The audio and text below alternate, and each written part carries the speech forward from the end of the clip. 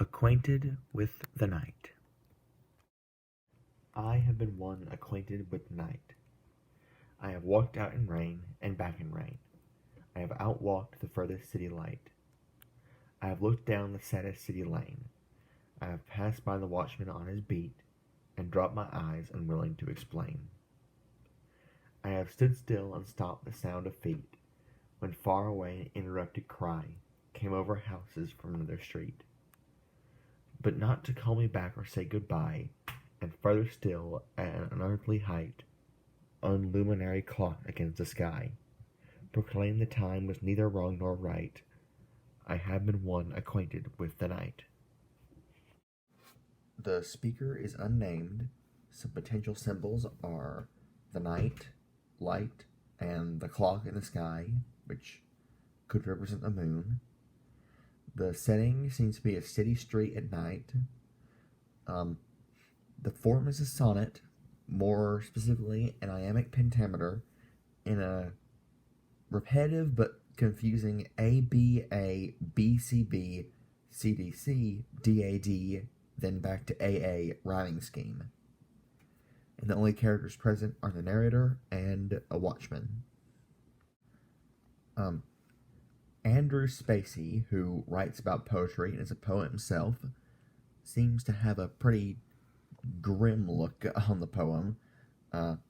He thinks it represents the darkness of the narrator's life and the somber, bleaker emotions that he experiences, and the city being his mind. So he's basically going through his mind, sifting through his thoughts, and realizing how crummy of a life he has.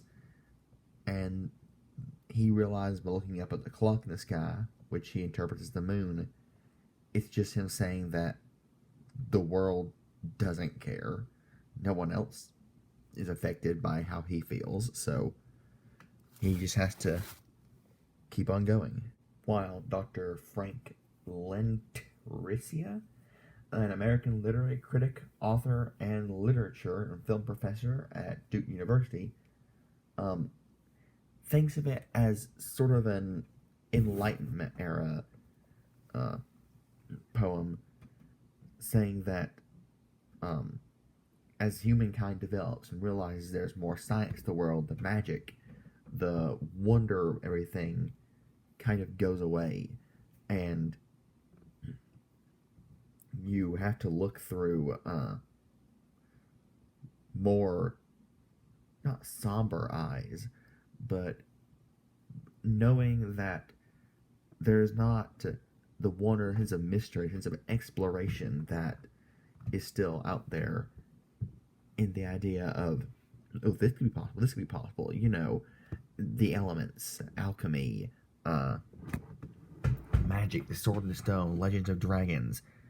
It's all gone. The world is just bleak. It's cold and scientific. We've discovered a vast majority of things there is to discover that the narrator proposes, and there really is no grander meaning to it all than just a rock floating in space.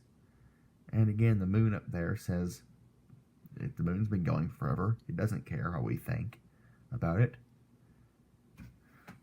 My interpretation is, though, a bit different than these honestly just dreary, bleak ideas.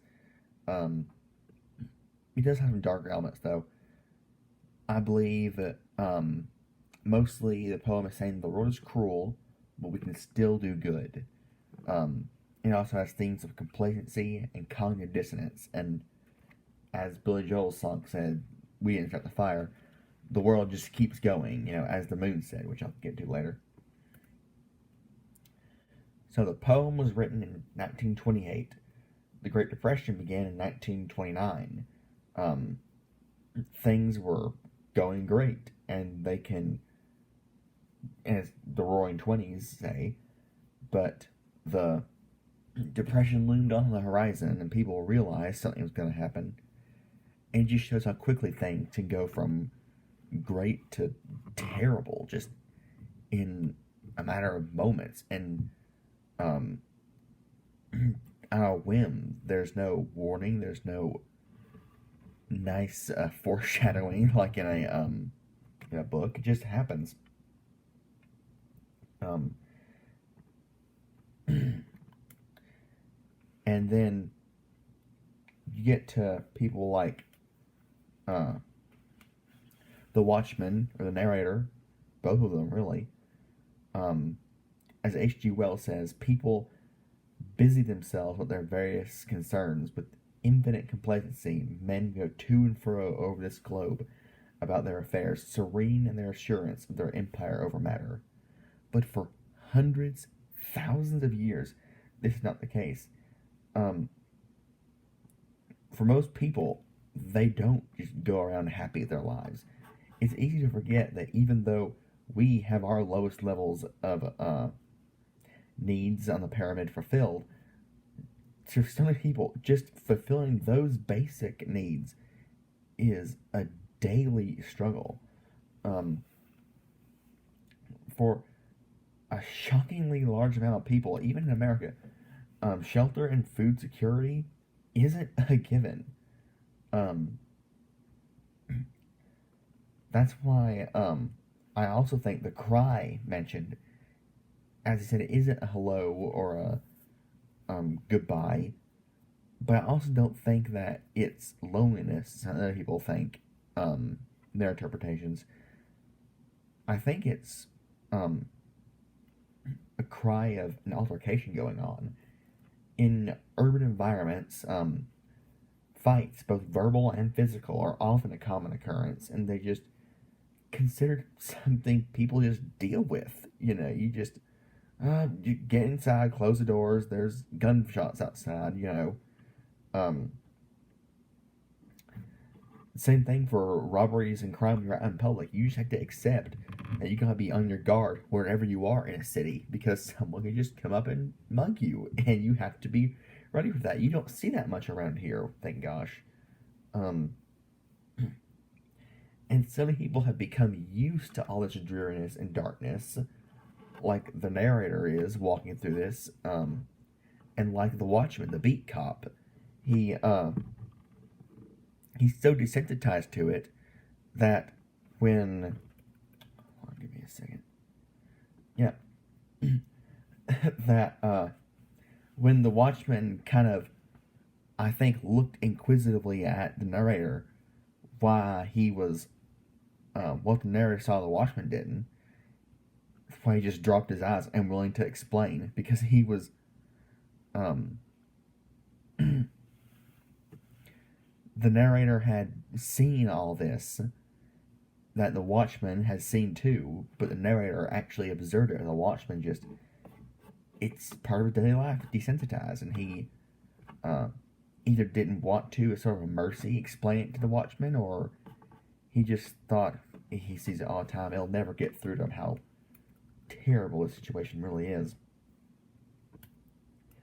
There are many Watchmen out there in life, I think. There are so many people who have seen the darkness, seen the night, but haven't become truly acquainted with it. How much do we just see and pass by like it's normal? Stray, dead animals side of the road, homeless people. Like, heck, there are some cities that have just daily and weekly murder rates, and they're published, and that's just an accepted thing there. Like, some people are gonna get killed by other people for no reason, because of for whatever reason, we accept that because we don't want to think about it, we don't want to look at it, we just ignore it and go on with our lives, like H.G. Wells said. But we must become acquainted with the night and the darkness, truly see it and grapple with it, to be able to realize this is wrong and we need to change it.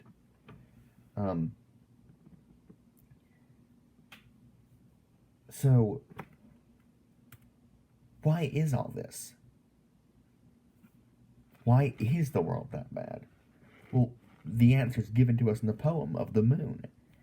The moon isn't the cause, but the moon is saying that, why is the moon there? It's been there for years. The earth just keeps on going and things keep happening.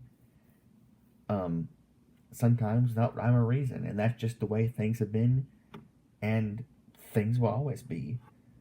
No matter how much you try, no matter how much skill or determination you have, sometimes life just gives you an unfair hand and you fall flat on your face no matter how hard you try.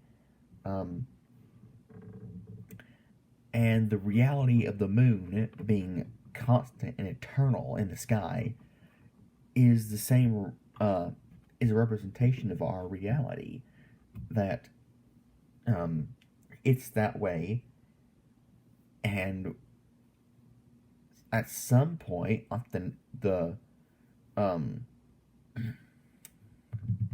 like the Watchmen, people seem to just accept it and ignore it because it's frankly not fun to think about. But there's also a narrator who I think he's posing that if we become acquainted with the night, we can't change everything. We can't make things perfect, but we can make improvements. What the harm is that? Thank you.